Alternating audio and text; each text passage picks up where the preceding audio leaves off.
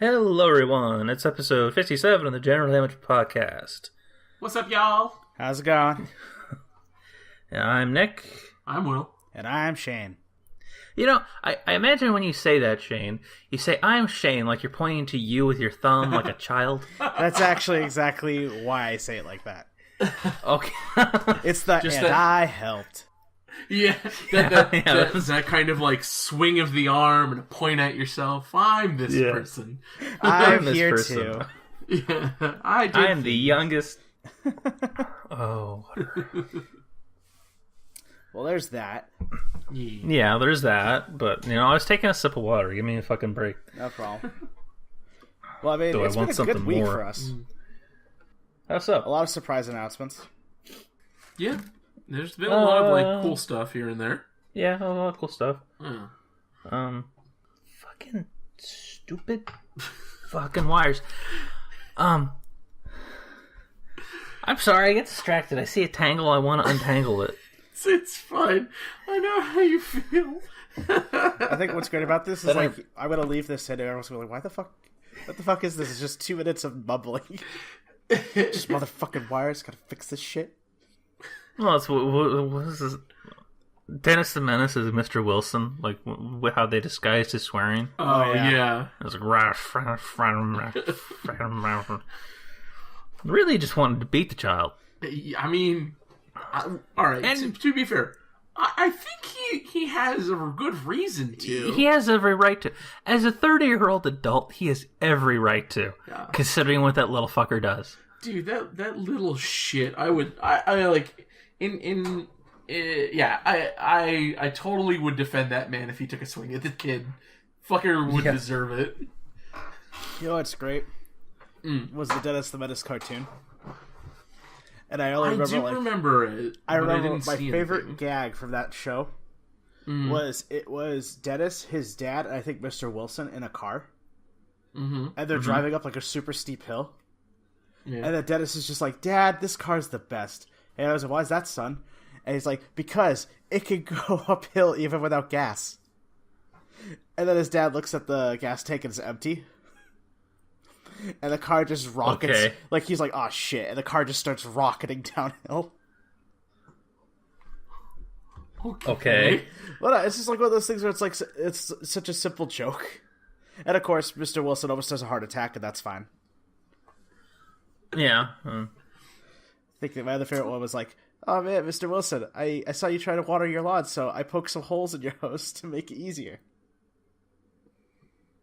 I think I remember something like that. Yeah, I think I've probably seen a scene of it somewhere. You guys remember the live-action movie? Oh, I remember the live-action movie. Yeah, that was a thing. Yeah. Was Walter Matthau? Was it Walter Matthau as Mr. Wilson? And I want to say it was Macaulay Culkin as Dennis. Yes. Which is not a stretch. Yeah. There's no difference, in my opinion, between Kevin McAllister and Dennis the Menace. No, they're really the same maybe fucker. Like a level of maybe a level of comprehension on what one is doing. Yeah. Probably is the difference, but outside of that, no, they're like, it's like the same person.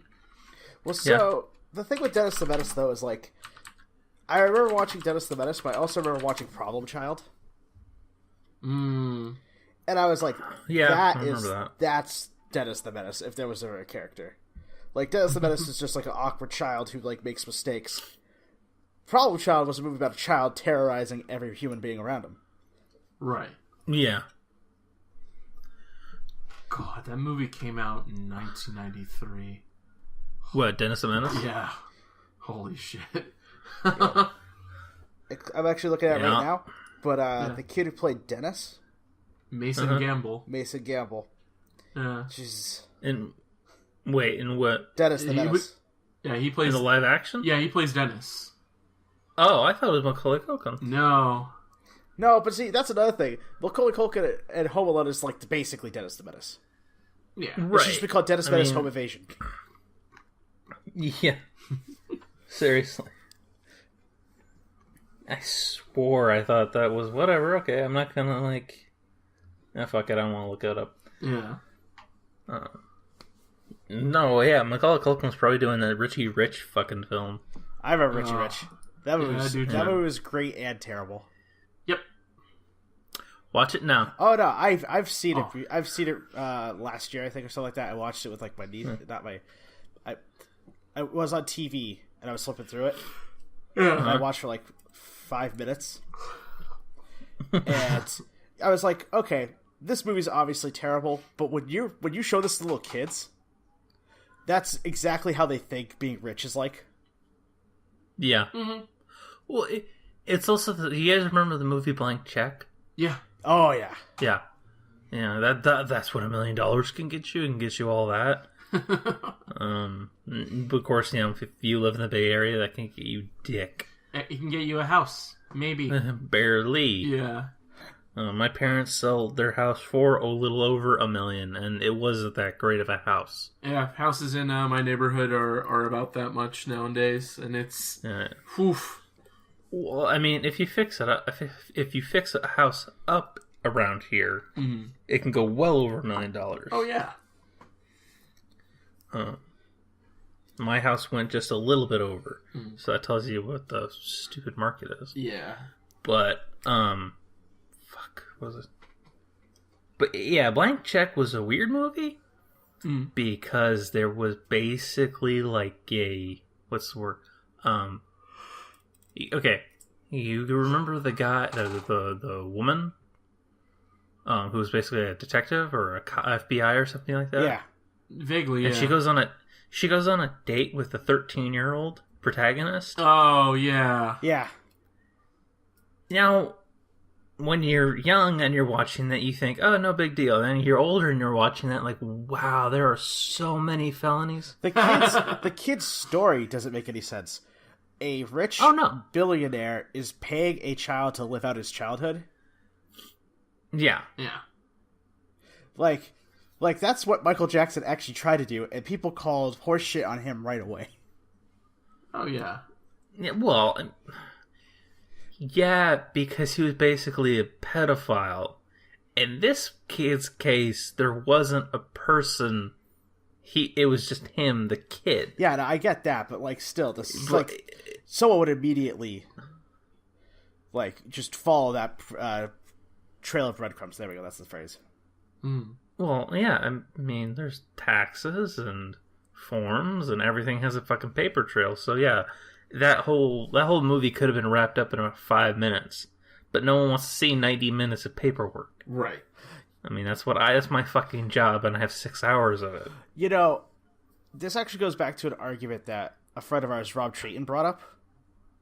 Yeah. Which is like a lot of older shows, like on Seinfeld, for instance. All their problems could have been solved with a cell phone, right? Yeah. Like 90% of the show.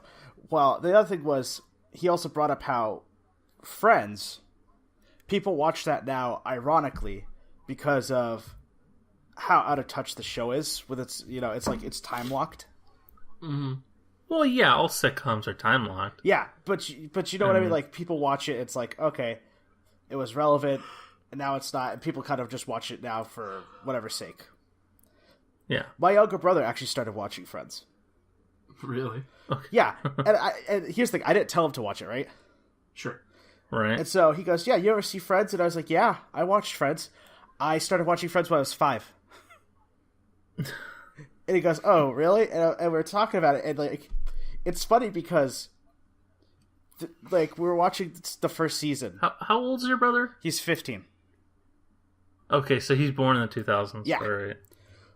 Yeah, so it's definitely removed. Because when it ended, he was probably, like, not even in kindergarten. Yeah.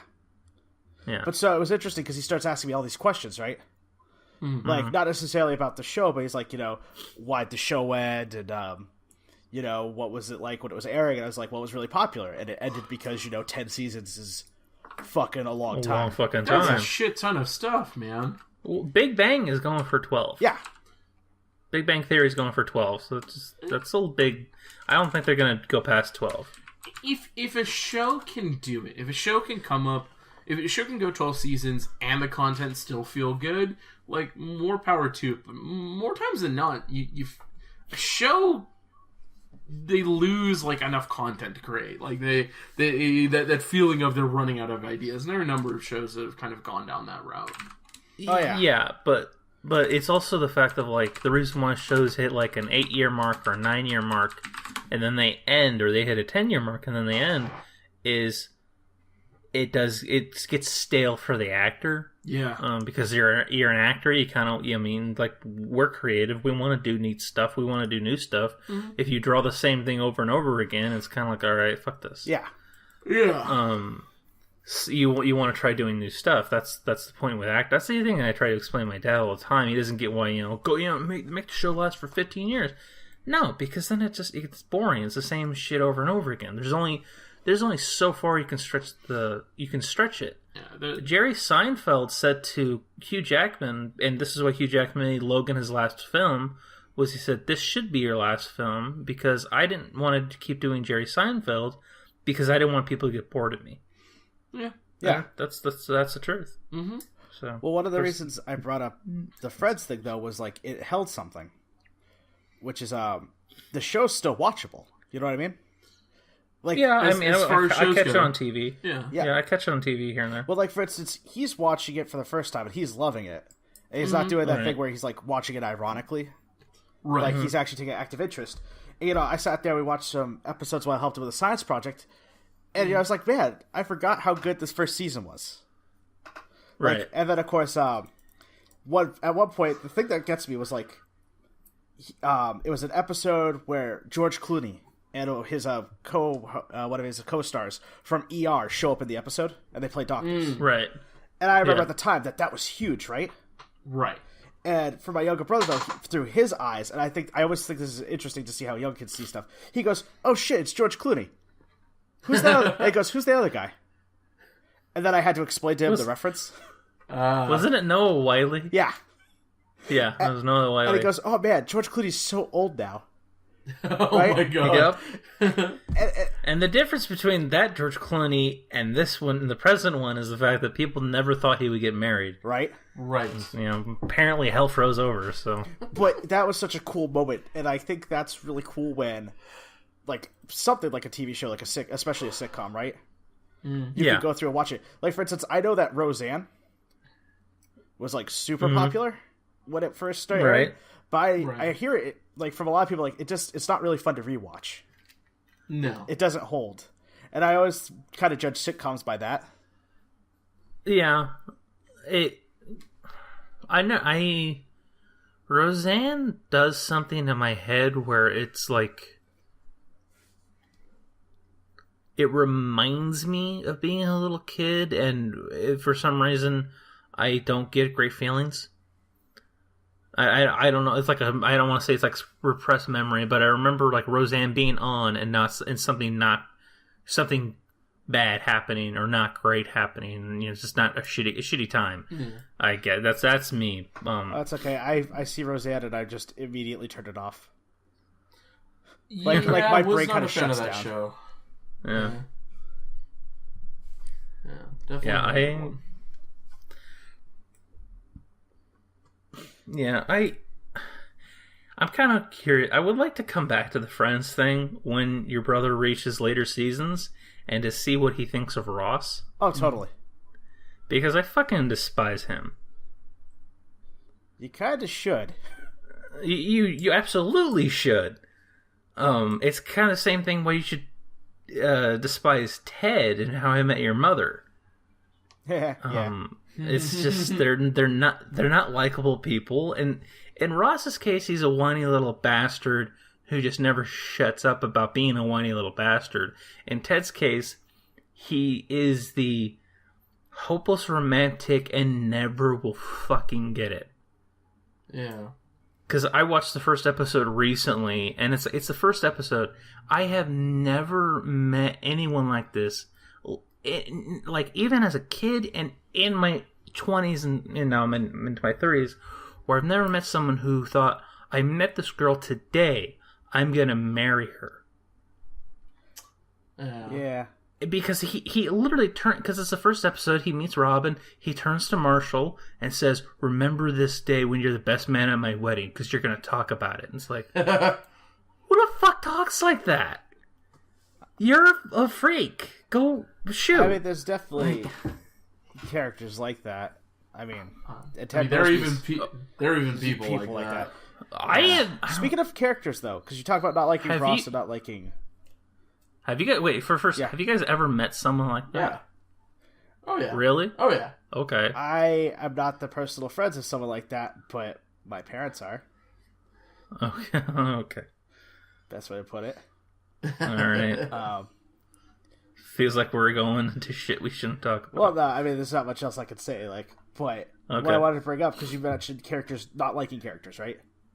You said one other thing that really struck me as interesting. He likes Chandler, right? And Matthew Perry is one of my favorite actors. I love Chandler, right? But then he immediately, following that, he goes, yeah, but, how did Joey get his own spinoff? Because he's kind of like the worst one. And I just think it's hilarious because I'm like, you like Chandler, but you don't like Joey. And yet they have, some of the strongest, on-screen chemistry. Yeah, so for sure. But then again, I remember everyone's like, "Oh, I love those two." They came as a package deal, and he's in his mind, he's like, "Nah, they're completely different."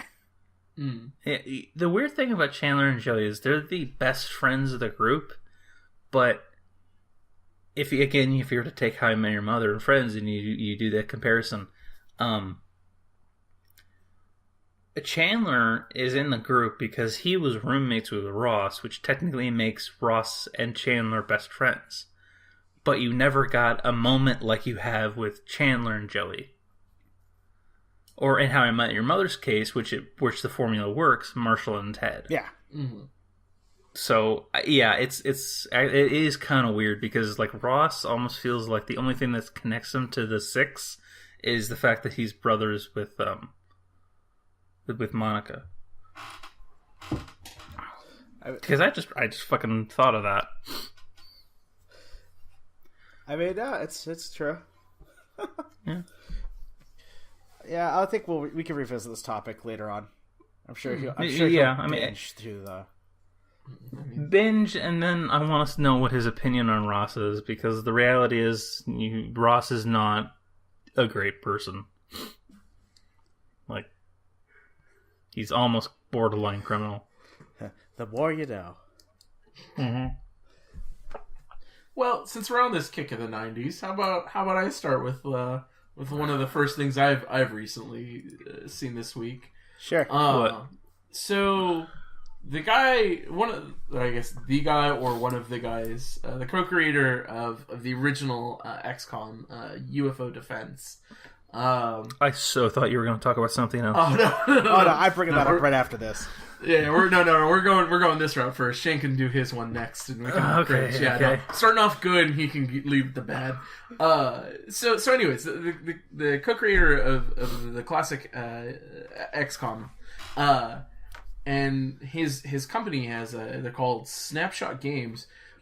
They're doing a crowdfunding for a new game, and it's called Phoenix Point, and it's a sci-fi horror apocalypse take on kind of the XCOM engine, and I like the XCOM engine. It's a game where it's hard, and the choices of sending your people into a hellish area is fraught with peril, because I don't know about you guys. I'm the type of player who doesn't want to lose a dude at all during a mission.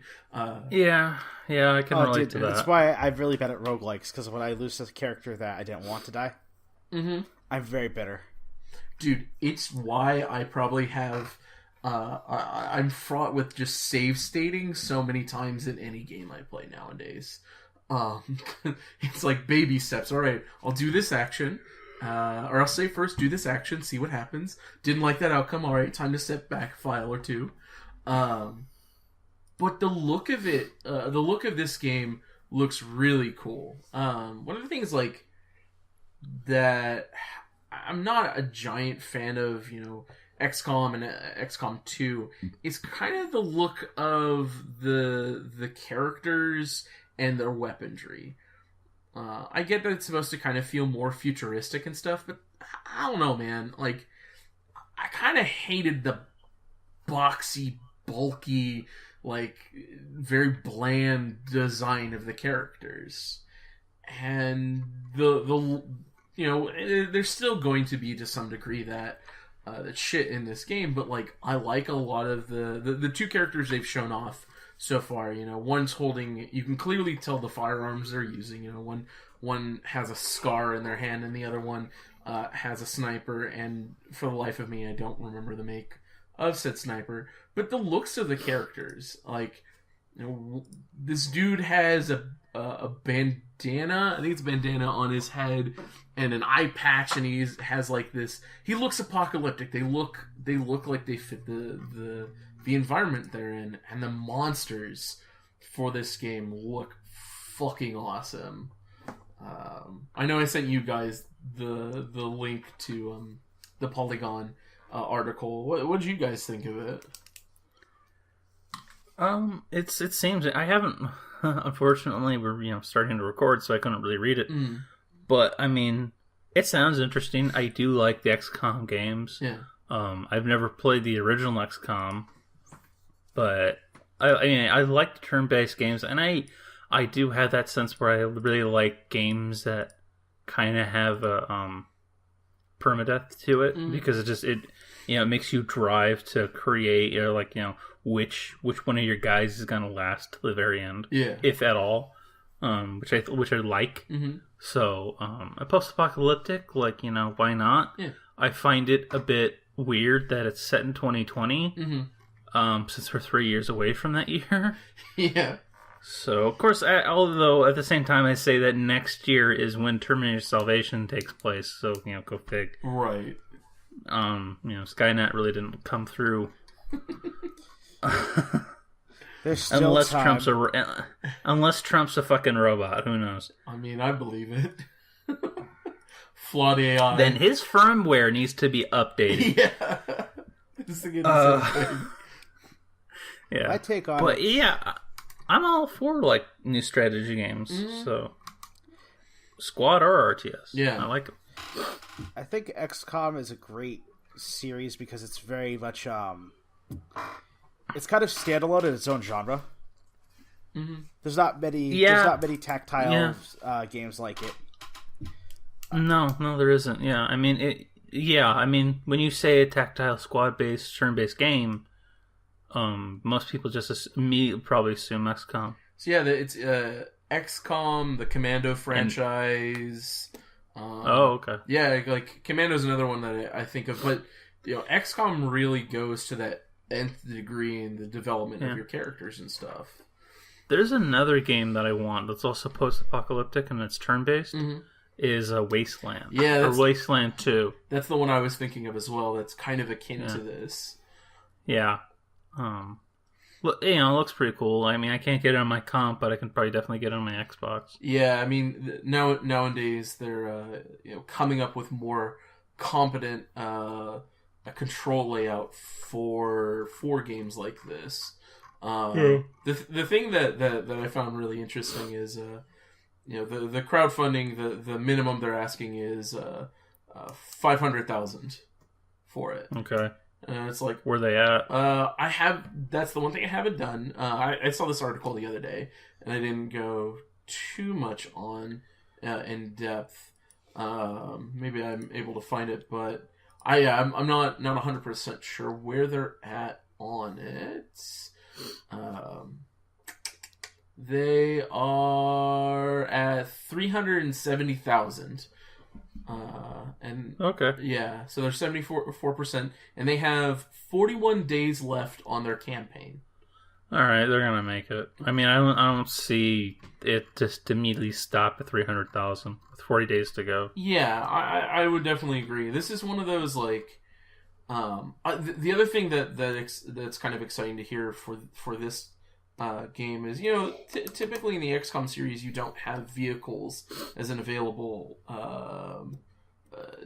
unit type. You've had they're the mechs that you get in XCOM, enemy unknown, but apparently one of the types that you'll get is you have access to units because you fight giant creatures, these giant land-walking behemoths that you have to deal with, and so you need to strategize and ready up a bit more, which is cool. Like I'm glad to see this kind of increase of the kind of scale of things. So I have a feeling they're going to meet their initial goal. We'll see if they're able to make over their goal. I think for those that are looking for another XCOM game, like, this is probably a good one to throw some money at. Yeah, I'm gonna wait and see. I have what's the word I'm looking for? I don't really want to do crowdfunding. I don't want to. I've participated in a few, and they've all been disappointments. Yeah. So I'm like hesitant about giving my money over to a game. Sure. That says they want to make it, not even make it. Even though I'm like still ticked off at For Honor at the moment. Yeah, I understand, man. Yeah.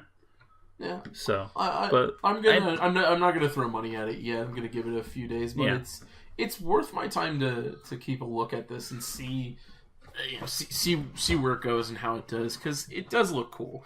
Man, if someone had told me this was just like a mod for the XCOMs for XCOM 2, I totally would download this thing as is. Yeah. I mean, that's also your style of play, so, or your style of, like, your theme and everything. Yeah, you like that shit. I was about to say, this is, like, right up your alley. It really is, and I think that's probably one thing that really drove me to look at it more is I'm a big post-apocalyptic fan. I think that kind of that style done well is very cool, and I like the uniqueness of the monsters, that they're kind of this genetic mashup of human and animal, and sometimes they have guns fused into their bodies, like. You're gonna run into some Akira looking thing. Oh god, yeah. Like one of them they already kind of like showed in a sketch is like this massive centipede like creature that I think had rocket pods in its body. Looks horrifying. So yeah, I think this is a cool game, and I'm glad. It's cool to see the creator of of UFO Defense kind of in a sense go back to his roots a little bit and kind of bring a new spin on it. So this looks good. Yeah, I mean, hopefully it won't turn out to might be a Mighty Number 9. Like that's kind of the give and take with all of these. Is there's no guarantee that the thing that you're excited for will turn out right. It was a thing, because it just reminded me of that, where I saw this whole, I think I linked it on Facebook or something. Mm-hmm. It was the downfall of Command and Conquer. It was like this little documentary. And they went into this in depth by it, and it was really interesting. Yeah. And the fun thing, the interesting thing about that game franchise at the moment is if EA doesn't do anything with it, do anything with the franchise in anytime soon, it'll go back to the original people who used to own it. Westwood? Well, not Westwood. Whoever can own the original guys, I guess. Oh, okay. It'll go back to whoever is whoever runs it. Not Westwood, because Westwood's no more. Yeah.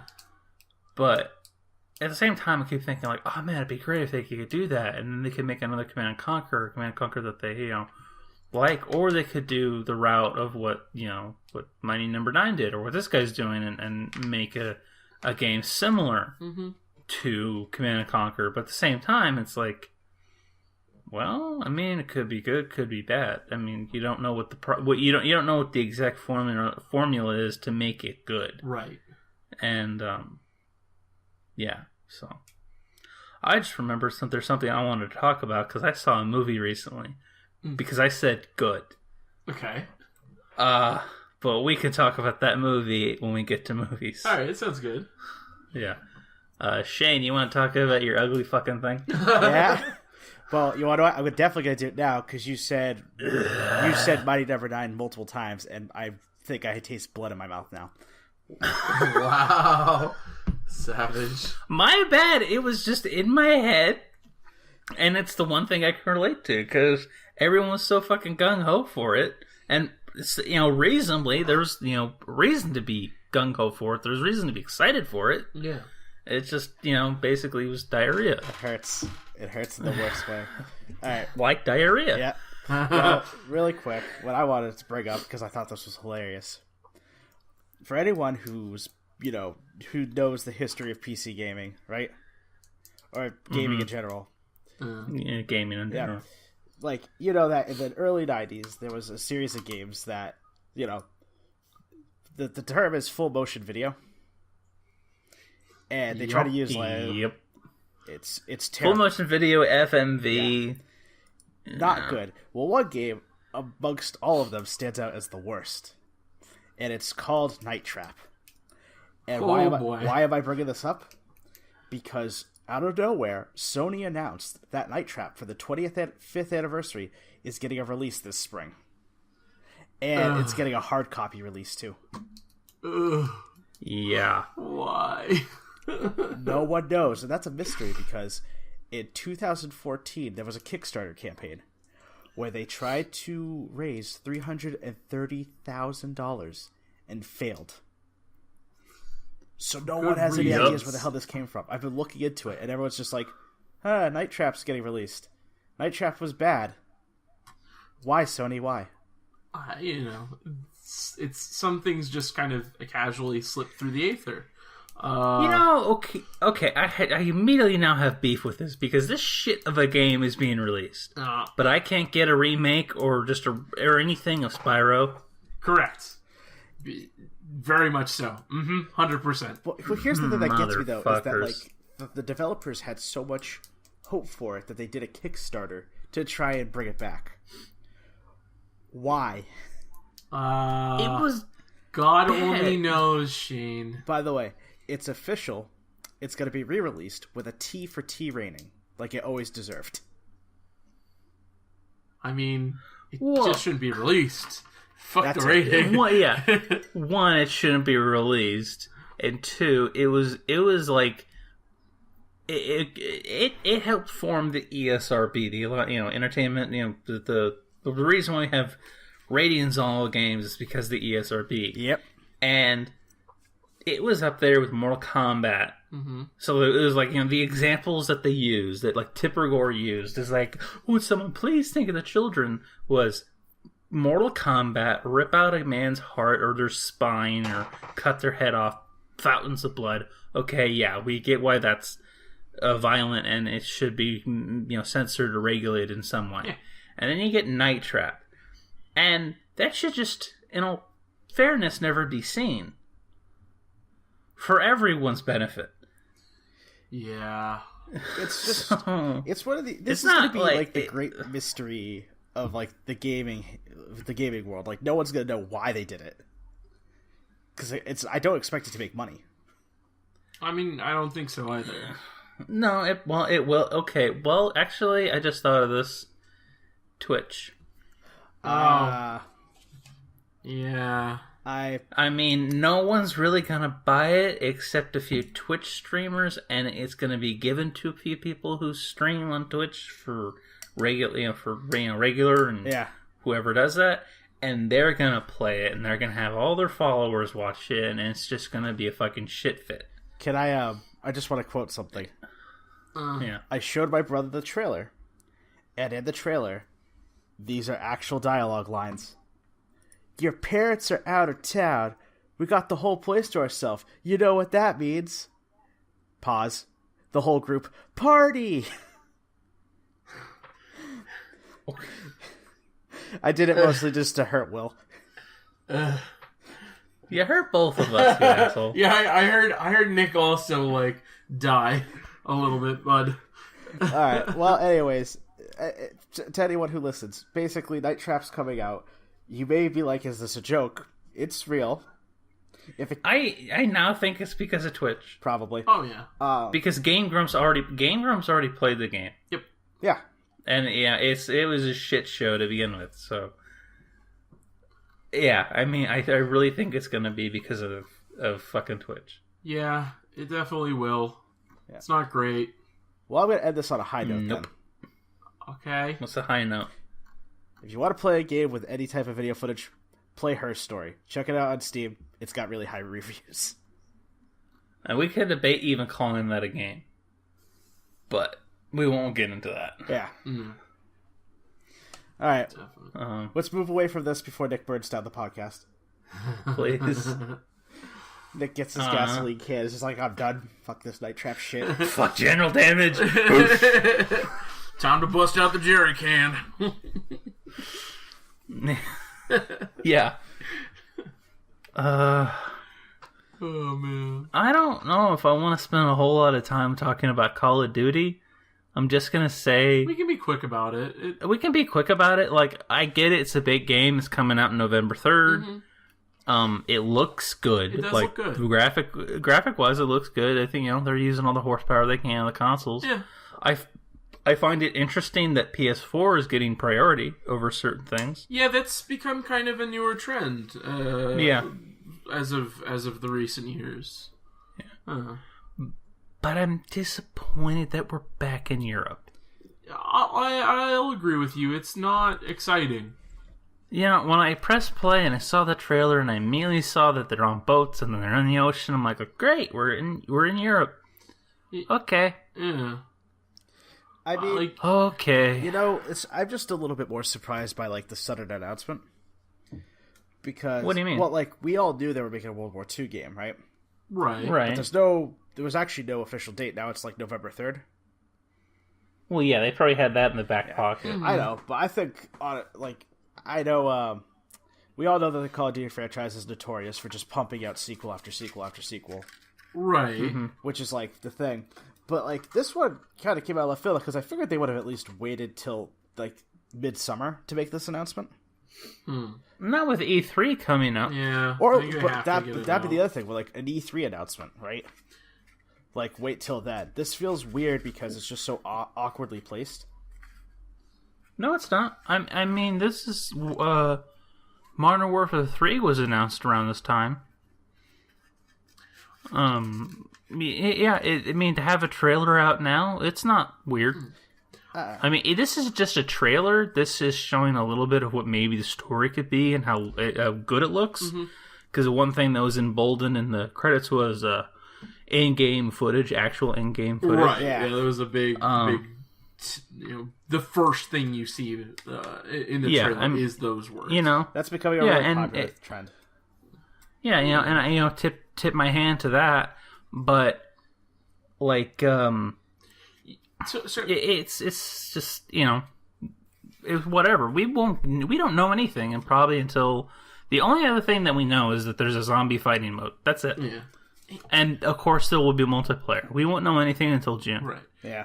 Here's my takeaway from this trailer. It's a trailer I've already seen.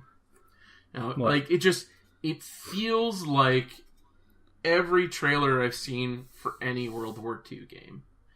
Mm-hmm. And I think for me, that kind of sucks. Because it does. How much you want to bet there's going to be a guy from New York? I mean, that or a Bostonian. They'll call him a leprechaun. And the New Yorker, they'll ask if he likes pizza.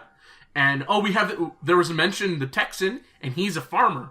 We'll get a Texan, we'll get a Southerner. Yeah, we'll get the whole fucking array. Yeah, it's as I watched it, funny enough, all I could think of is the Brothers in Arms franchise, Big Red one, that game. Yeah, that's the whole thing I could think of when I was watching this trailer. I'm like, oh, that's kind of a bummer, because their jump to want to go back, I think was cool. I think you and I, Nick, we both agreed, that's kind of a cool choice. We've had so many futuristic shooters. Yeah, and it just gets the future and future tech and everything just gets overdone. There's only so many times you could have some robots scan a room and see holographic projections, and after a while, it's just okay, I've had this cake.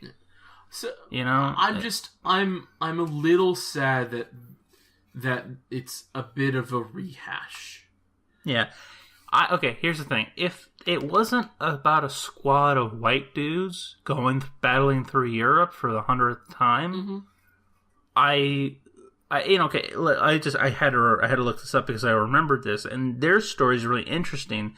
And there's been a lot of World War II games that are based off of real stories. Yeah. And I would have loved to see a story about the 761st Tank Battalion, which was an all-black battalion. Oh yeah. They were known as a 761st Tank Battalion Patton's Panthers. Right. Which is where the Black Panther. It's where the Black Panthers come from. Right. There was a movie that happened within like the past couple of years about them, I think, or like it's a story I've heard before. Well, okay, there's been a lot of movies about the Red Tails, which was an all-black flight squadron. Mm-hmm.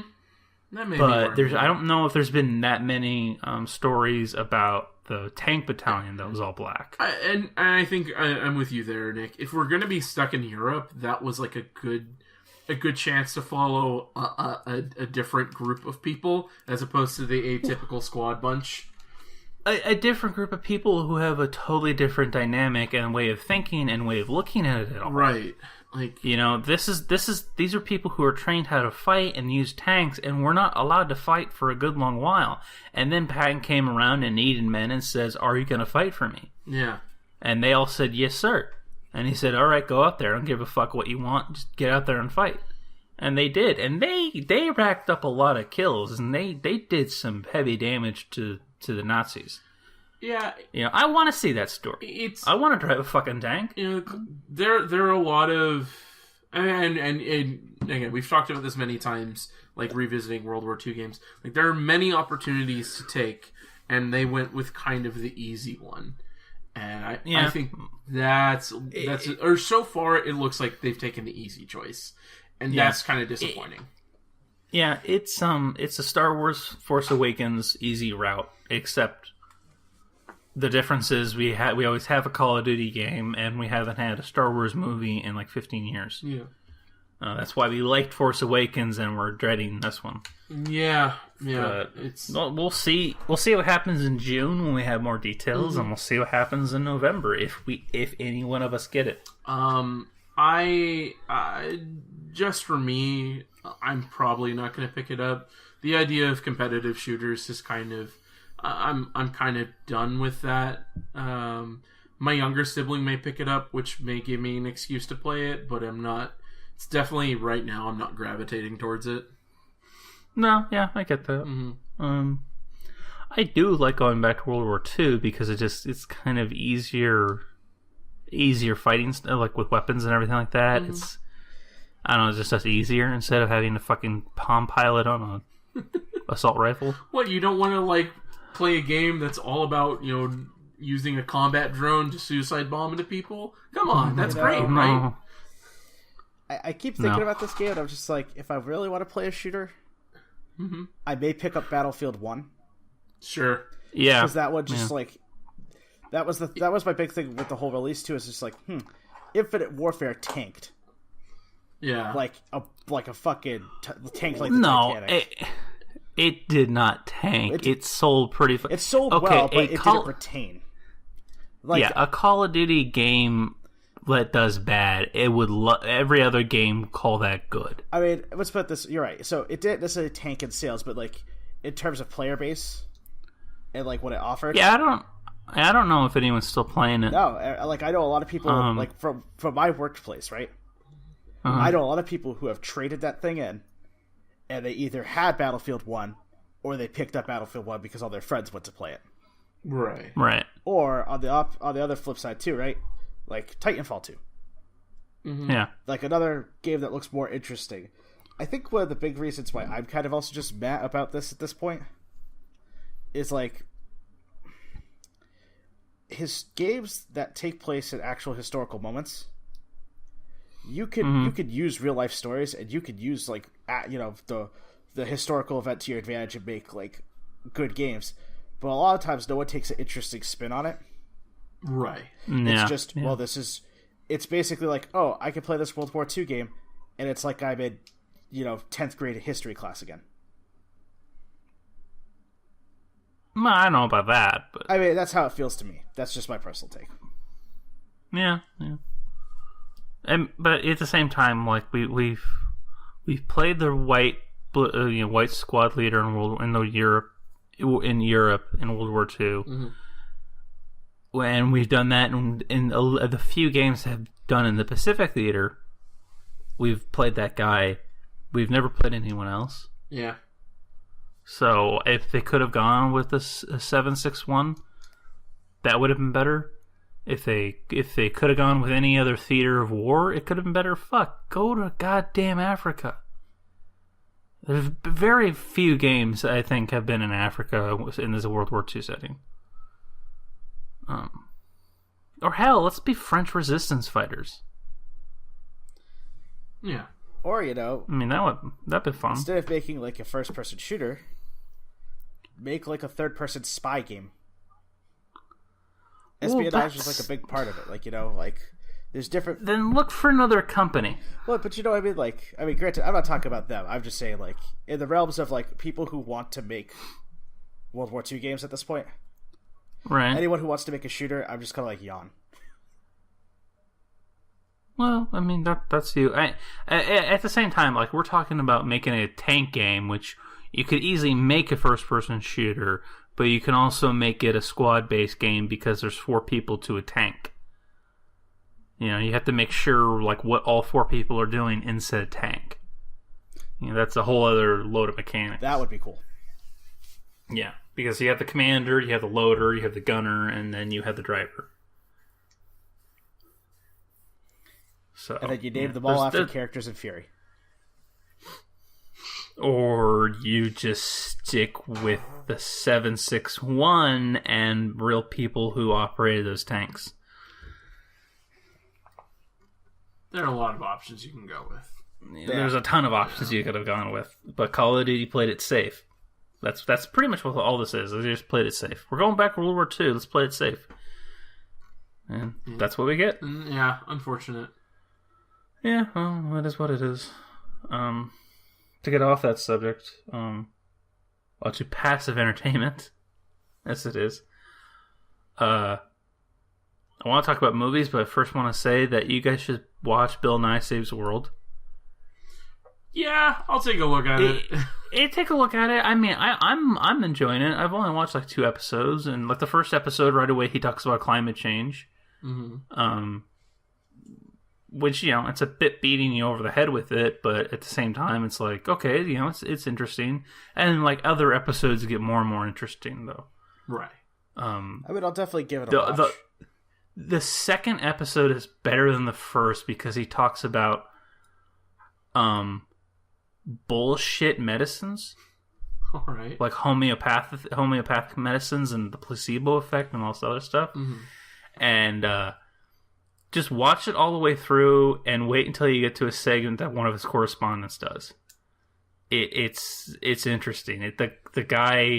This girl goes to this guy who's based in San Francisco, and he says sound can heal you. Just get to that point and tell me you didn't laugh your ass off.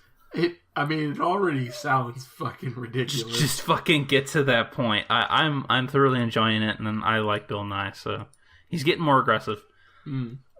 Mostly because I don't think he likes going on CNN and having some idiotic climate denier there. Yeah. Because they always do that. But Bill Nye is good. It's great. That's the only new thing I'm watching. Fair enough. But I saw the Kingsman 2 trailer. Yeah, I did too. Yeah, I saw it. It took forever for it to come out because every time I went onto YouTube and I saw Exley, thumbnail with Exley in it, and I'm like, oh, Kingsman 2 trailer for Kingsman 2. Right. 30 seconds long. And they had 3 or 4 trailers that were just like little snippet teases for the actual trailer. Mm-hmm. And it drove... I've talked about that shit before. It drove me fucking mad. I saw that. I'm like, nope, not going to watch it until I see at least 2 minutes. Yeah. But I watched it, and I was really happy. And I knew the fact that Kingsman were going to be teaming up with the American counterpart So the Kingsmen have umbrellas and suits. Right. Okay, that's their whole thing. Their suits are armored, and they have the umbrella, which has a bunch of different gadgets too. It's really cool. Mm-hmm. So apparently the American side is called the Statesmen. Okay. They wear cowboy hats. Okay. And have bullwhips.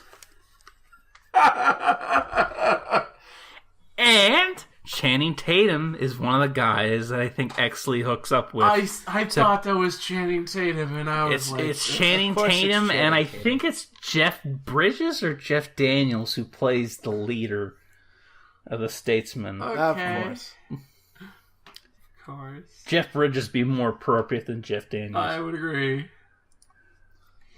But, yeah, I mean, it looks cool. And Kingsman, I don't know if you guys saw Kingsman 1. I did. That was a nice surprise. I really liked it. It was a good film. Yeah. Yeah, I liked it a lot. It was a fun romp. Yeah.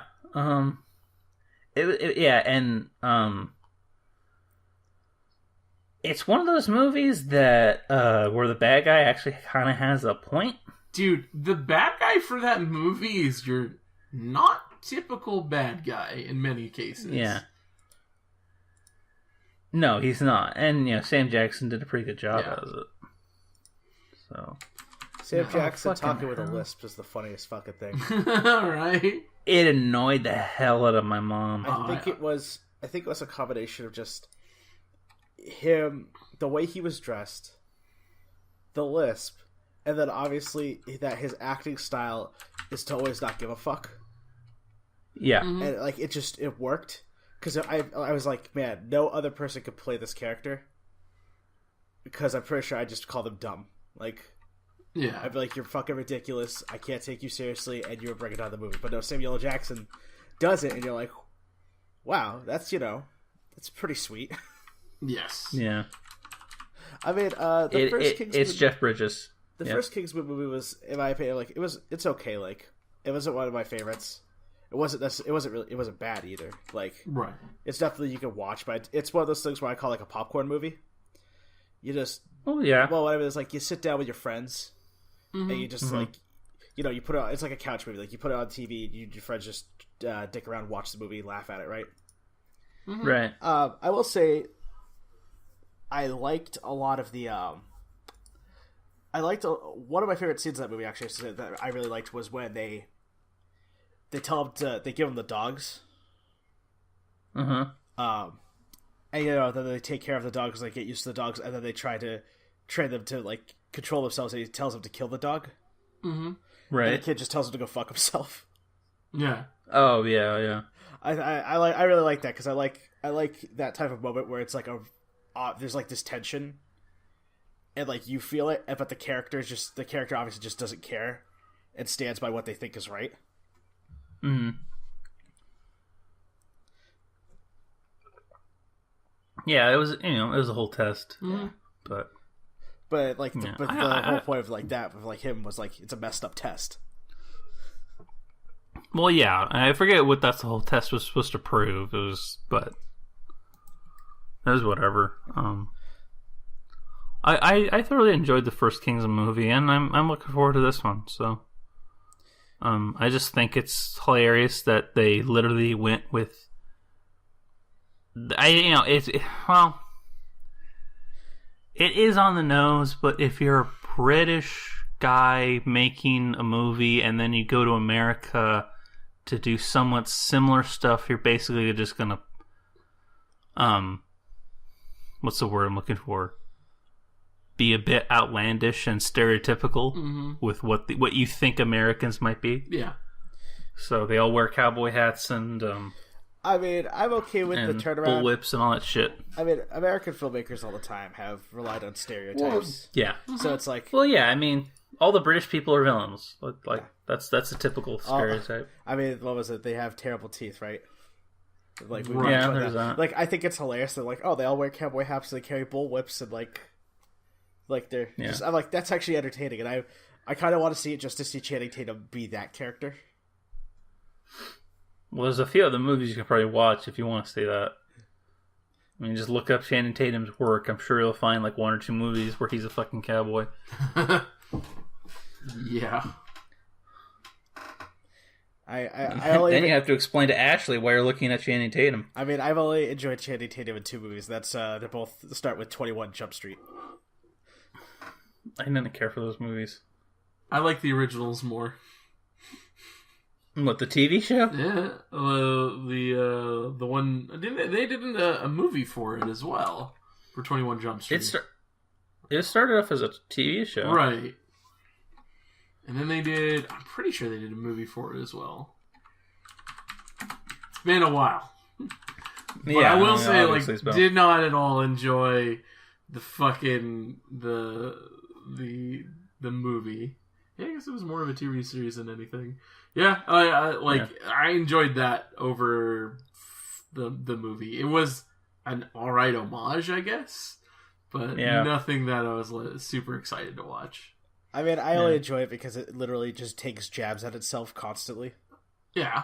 And like fair. I can respect a movie that, because they were like, we could either do a really serious remake of 21 Jump Street, or we could just take, the spirit of the movie and then just make as many bad jokes about it as we can. And I like that.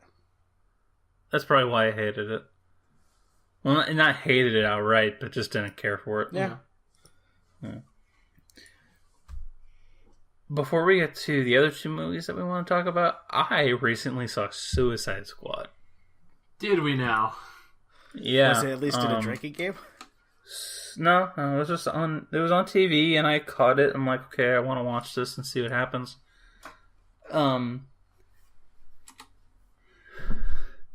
So the 3 of us, we look at movies differently than I think other people do. We analyze it and we go over it, and we were taught differently and we see things differently. Yeah. This movie is extremely disjointed. And like everyone was constantly, that was like a lot of people's like that's what a lot of people are talking about.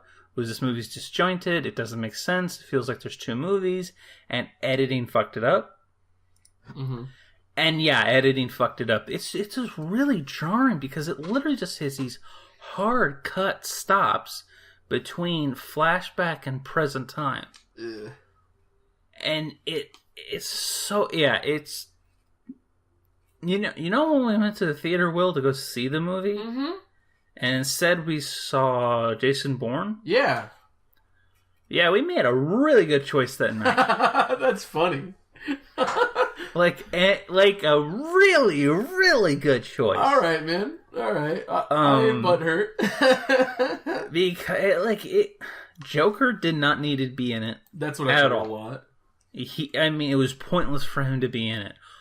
Will Smith was great in it. Margot Robbie as Harley Quinn, she was great in it. Jai Courtney got on my nerves here and there. He played Captain Boomerang. Yeah. Killer Croc was cool. Katana was interesting. Like, the characters at themselves were interesting. And Viola Davis as Amanda Waller was great. She killed it. Quite literally in the movie. But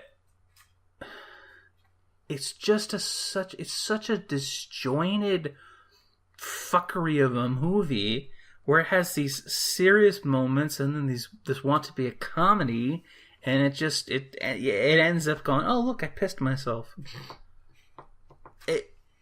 It's just a weird ass movie. Yeah, and it's just so disjointed throughout the entire 2-hour run of it. Ugh. It's such a tragedy. And it won an Oscar. It won an Oscar. Granted, it won an Oscar for visual effects, and Killer Croc is amazing in it. Like, look-wise, but at the same time, it kind of hurts. Sure. Because, oh boy. Right people, just Warner Brothers shitting all over it. Yeah. That's a bummer.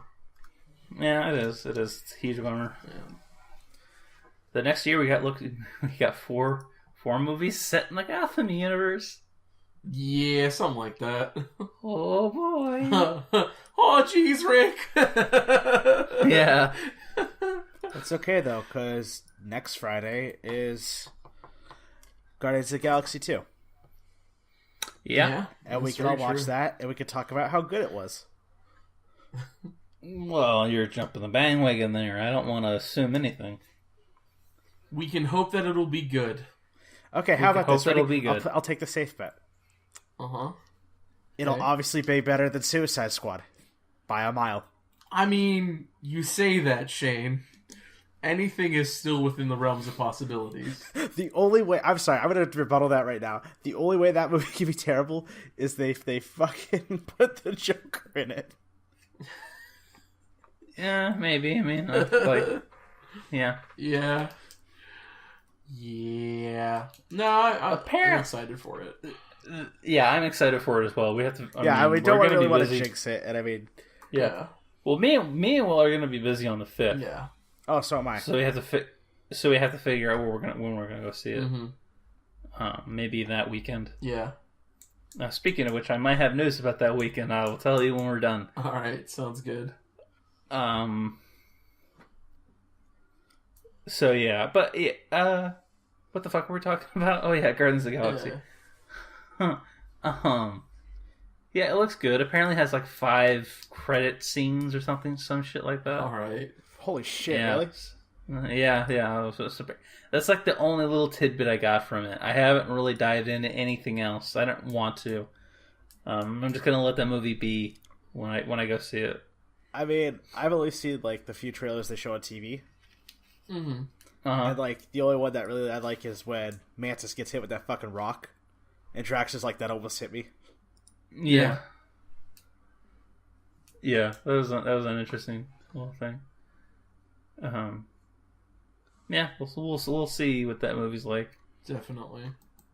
What other trailers did come out? The one that I ended up showing you guys was the kind of more complete trailer for Cars 3.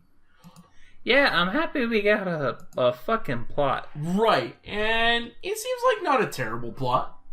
I like it. No, it doesn't. I find it weird to tell the story that Lightning is now a old man. Right. It's weird, but because it's just weird. I mean, it's weird. Oh, go ahead, Shay. Well, I was just gonna say it's weird, but I like that the plot seems to be different from what we kind of surmised it to be, just from our initial reactions. Sure. What was our initial reactions? I forget. Well, a lot of it was like maybe he's gonna become more like Doc, right? Oh yeah. And so this seems to be more like the way I originally was at least looking at it was like, oh, it's gonna be kind of like a redemption story almost. Mm-hmm.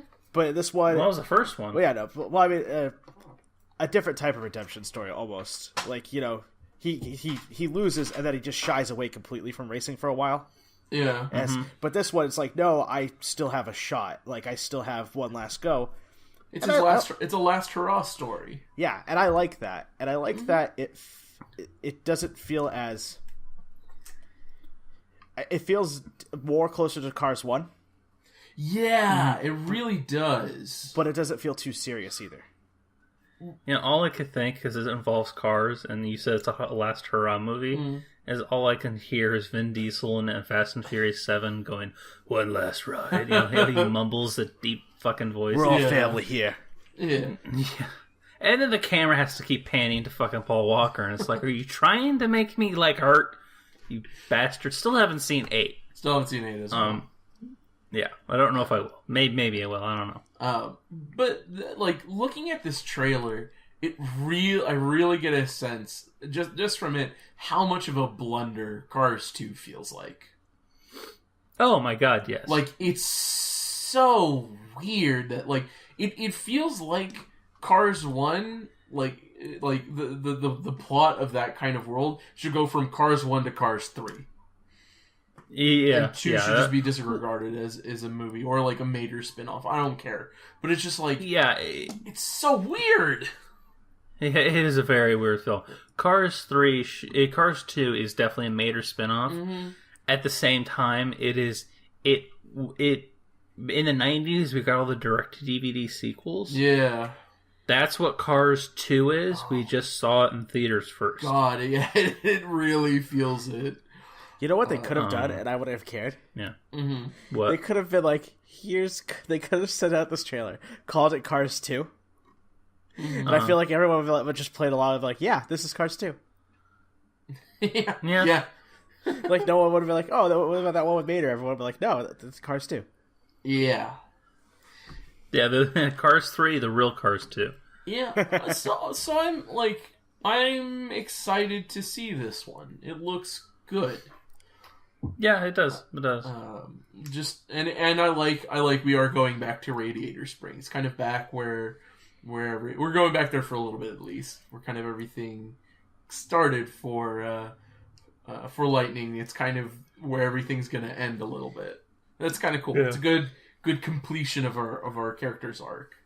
So. I wonder how long Nathan Fillion is going to be in it. If he's only in it for that one little bit.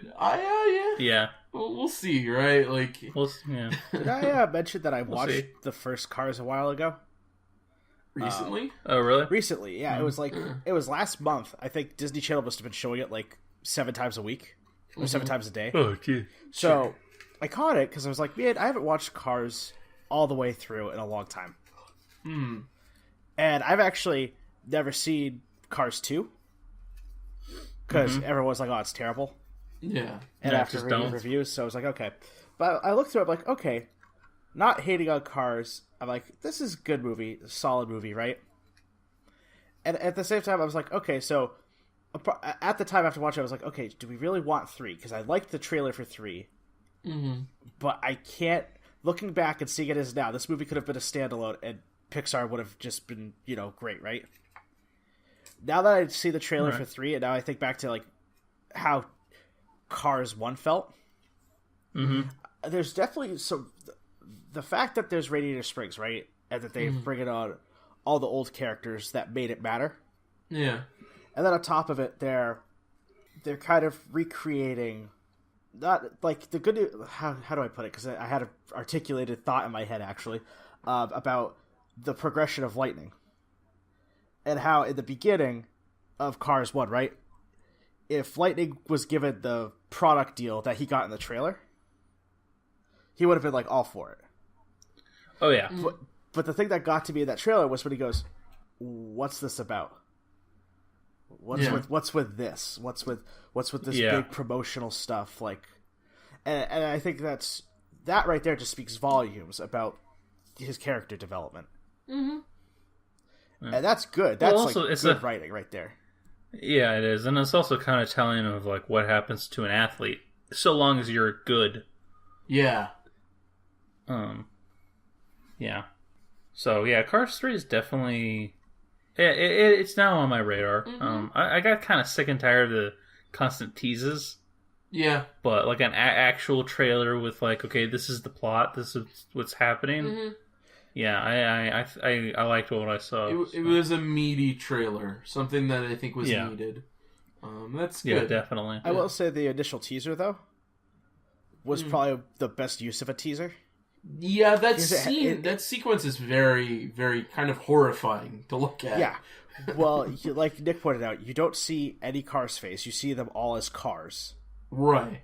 And then you see like the main character take a spill, and you don't really hear any real dialogue outside of an announcer. I go back and I think about that, like, that's good, because seeing that made me ask all these questions, and getting this trailer was like, oh, I have my answers. And they're good answers. Yeah. It definitely is a peak of the interest. So yeah, we got movies to look forward to in the coming months. Yeah. Oh, definitely. So we have Guardians next week, and then whatever the hell else is coming out in May. I know there's probably a few things. There typically is. And Cars in June. Plus, again, whatever the hell else is coming out in June. Cars is coming out in June? Yeah, June 16th. June 16th. Yeah. Well, that's what awesome. the trailer said. Yeah. And I know Spider-Man's in July, but also Valerian, City of a Thousand Planets is also July as well. Oh, wow, yeah. I'm stoked for that one. Yeah. It's the same guy, I think I've said before, it's the same dude who did Fifth Element. Yeah. He did Fifth Element, he did Leon the Professional, and he did Lucy. Yeah. Which I watched recently. Oh, yeah? And, yeah, I've seen it before, but, like, it was like a rewatch, and it's like, this is such a fucking weird ass film. Don't get me started. I mean, it really is. Did you not like that film, Shane? I did not particularly enjoy it. I thought there were cool parts to it. Right. Boy, I really did not like the ending. Okay. That ending just did not rub me the right way. Fair enough. Do you like Fifth Element or Leon the Professional? Oh, dude, Fifth Element is like one of my favorite movies. Okay, what about the Professional? I don't think I've seen that. Well, watch Professional. Okay. It's a really good film. I mean, I'll tell you, like I've said it. I think I've said this before. If the Fifth Element's on TV, I sit down and watch it. Oh, dude. Yeah. Watch The Professional. I will tell you this: there will be some cringy parts, and not because it's bad acting. It's just like you're an adult. Okay. And I'll say that. Yeah, but other than that, it's a really good film, and you'll also see Gary Oldman in his best crazy coked head acting, because that's what he is. So, but yeah, definitely look forward to Cars 3 and Spider-Man and all the films that are coming out soon, provided that they're all good. Not looking that well. I don't know about Pirates. I'm on the fence about Pirates. Yeah, I think that's a fair place to be with it. Yeah, I'm very interested in Pirates, but mostly because it feels like they're going back to like the first couple movies in like style.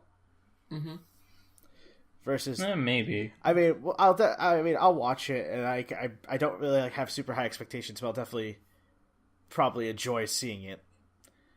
Fair enough. Trying to look what's coming soon, but we should end. Fuck coming soon. Come on, you By the way, I just app. By the way, I just looked it up. What? I have seen parts of The Professional. I don't think I've ever seen it all the way through. Okay. I've seen the first 30 minutes, the last 30 minutes, all right, and I think I've seen 15 minutes of in between. Gotta fill it all out, Shane. It's a good film. I mean, I bet it is. I know that like I saw the last 30 minutes first, right? Right. Because I was like, what the hell is this? I just watched it. I was like, wow, that was interesting. I should see this all the way through. And then I saw it start from the beginning, but I didn't realize what movie it was until the first 30 minutes was over. Yeah. I was like, oh, it's that movie. And then I just stopped watching it for some reason. Shame. Yeah. Finally, I got movies coming out in May that I think are interesting. We have Guardians, the King Arthur movie, with Charlie Hunnam from Sons of Anarchy. Alien Covenant. Anything else? Looking. You guys weren't talking, so I was wondering what the fuck's going on. Oh yeah, end of May is Pirates. Okay. Like May 26th. And 2nd of June is Wonder Woman and Captain Underpants. Yeah. Okay, never heard of that. It's an old book series that they decided to animate. I actually might give it a watch. That's fair. Okay. June 9th, we got The Mummy. I might give that a watch. Yeah. And then, in June 16th, we have a lot of movies, it looks like. We have All Eyes on Me, which is a Tupac documentary. Or not a documentary, a biopic. You know, someone's playing Tupac. Yeah. Cars 3, Rough Night, which looks like it's starring Scarlett Johansson, and some Simon Pegg movie, Absolutely Anything.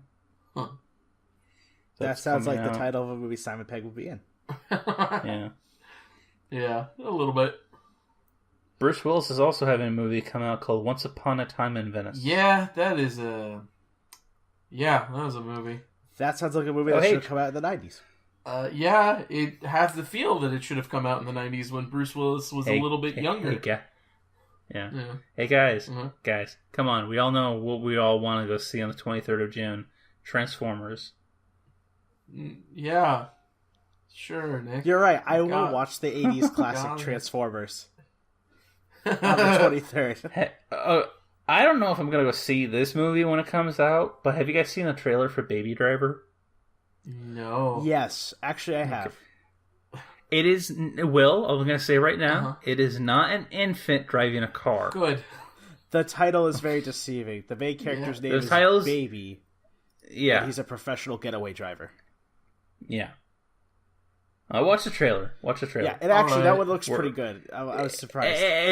Yeah, Shane ain't selling it. Just watch the fucking trailer. Well, I mean, I don't want to really give a hard sell. For all we know, he can watch it and still be like, "This looks dumb," but yeah, probably. Despicable Me 3 is also June 30th. And then we get into July, which has Spider-Man, and it has War for the Planet of the Apes. I forgot about that. Yeah. That's another movie I'm looking forward to. Definitely. Yeah. And Valerian, City of a Thousand Planets. Atomic Blonde also comes out in July. Oh, all right. That one, alongside... Yeah, it piqued my interest as well. Alongside the Emoji Movie. No. Yeah. No. Keep going. No. Keep scrolling. The Dark Towers in August. Which looks interesting. Never saw a trailer for it. There's some early horror movies coming out because, we're that close to Halloween. August is always kind of a dead month. There's not much interesting there. Right. Yeah. September is It. We have It coming out in September. Y'all motherfuckers go see that. No. Also we have Kingsman. That's when Kingsman comes out. Is September 22nd. Right. Okay. Blade Runner. Oh, Shane, you're gonna. I know what movie Shane's gonna have to see on the 6th of October. Which one? And it's not Blade Runner. All right. It's My Little Pony the movie. Yes, I will be in theaters for that, most likely. And more than likely, I mean, yeah, your girl will probably drag you to do it. I mean, it's not so much a dragging thing as it's something we watch together. Fair enough. I mean, I have grown to accept that My Little Pony is part of a thing that I watch. I mean, Shane, so robotically. What is all right? Blink twice if there is a teleprompter that you're reading off of. Okay. The best way to put it is like this: I've grown to enjoy My Little Pony, but I enjoy it because I like to watch it with my girlfriend. Fair enough. And yeah, I'm gonna go see this movie, and I know she's pretty excited for it. Yeah. And yeah, okay, that last statement felt bad because I was like, I guess that's my point. It really was. You're in trouble, motherfucker. No, I can't. Honestly, it was pretty monotone because it was how do I say it? I like it, but I'm not super into it. I guess is the best way to put it. It's not. If it's you not weren't really dating Ashley, you wouldn't be watching it. Yes, that's the best way to put it. Yeah. Yeah. So Blade Runner and My Little Pony come out on the 6th. I think me and Will will probably go see Blade Runner, and you'll talk about My Little Pony that week. You know what? I'm okay with that. What the ass? Go on. Yes. Halloween. Halloween. Another fucking Halloween movie. I thought that was going to be Halloween. Yeah. Halloween, the night evil died. Okay. That sounds good. Okay. Moving on. Remember this thing I said about how horror movies need to stop being remade? Yeah. Oh yeah. Hey! You just said that. Guess what I ran into? No. Cult of Chucky. Oh yeah, no, I'd seen a trailer for that a while ago. I laughed and I was like, "This is fake," and then I found out it was real and I died. Saw 8. Yeah, the sawing. Excellent.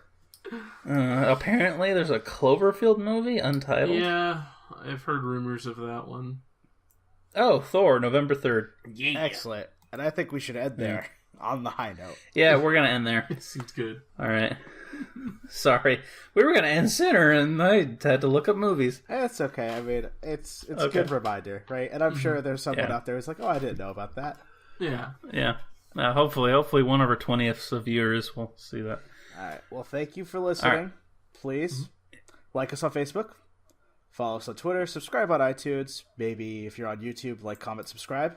Yeah. No, maybe. Please do. I actually said it because I knew you'd do that.